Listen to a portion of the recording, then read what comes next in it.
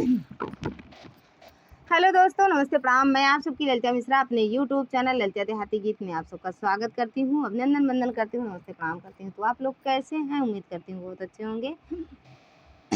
भोले बाबा की कृपा आप सब पर हमेशा बनी रहे। खुश रहो, स्वस्थ रहो, मस्त रहो। और आप सबको एक बहुत ही प्यारा, बहुत ही सुंदर राम जी और सीता मैया का कजरी गीत सुनाऊंगी। तो आप लोग को जैसा भी लगे कमेंट बॉक्स में एक प्यारा सा कमेंट कर दीजिएगा और अपना प्यार दुलार आशीर्वाद इस गीत पर जरूर दीजिएगा। जय माता दी, राधे राधे, जय श्री राम। कि हरे रामा छोड़ो न घाट हमारी भरन आए पानी रे हारी। कि हरे रामा छोड़ो न घाट हमारी भरन आए पानी रे हारी। कि हरे रामा छोड़ो न घाट हमारी भरन आए पानी रे हारी। के कर आहू तू बारी दुलारी, के कर आहू तू बारी दुलारी, के कर पुत्र के बहु हरि रामा। हरे रामा कौन छयल के नारी भरन आऊ पानी रे हारी। कि हरे रामा कौन छयल के नारी भरन आयु पानी रे हारी।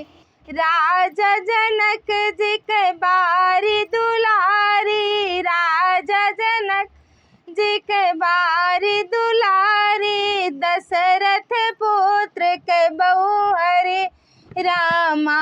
हरे रामा रामा छायल के नारी भरन आए पानी रे हारी। कि हरे रामा राम छायल के नारी भरन आए पानी रे हारी। कैसन के तोरी सासु नदिया, कैसन के तोहरी सासु नदिया, कैसन तोहरी जेठानी रामा। कैसन की तोहरी सासु नदिया, कैसन तोहरी जेठानी रामा। हरे रामा कैसन मिले हैं तोहरा यार भरन भेजे पानी रे हारी। कि हरे रामा कैसन मिले हैं तोरा यार भरन भेजे पानी रे हारी। अच्छी बाटी मोरी सासु नदिया, अच्छी बाटी मोरी सासु नदिया, अच्छी मोरी जेठानी रामा। हरे रामा अच्छे मिले हैं मोरा यार भरन भेजे पानी रे हारी। कि हरे रामा अच्छे मिले मोरा यार भरन भेजे पानी रे हारी। काहन के तोरा गगरी घयलवा, काहन के तोरा गगरी घयलवा, काहन की हो डोरी रामा। हरे रामा कौन छयल के नारी भरन आयु पानी रे हारी। कि हरे रामा कौन छयल के नारी भरन आयु पानी रे हारी।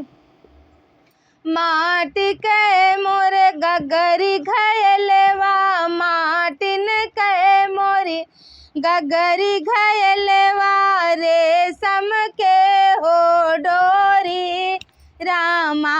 हरे रामा रामा छयल के नारी भरन आए पानी रे हारी।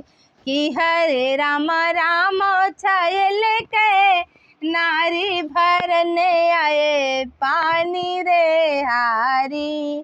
कि हरे रामा राम छयल के नारी भरन आए पानी रे हारी।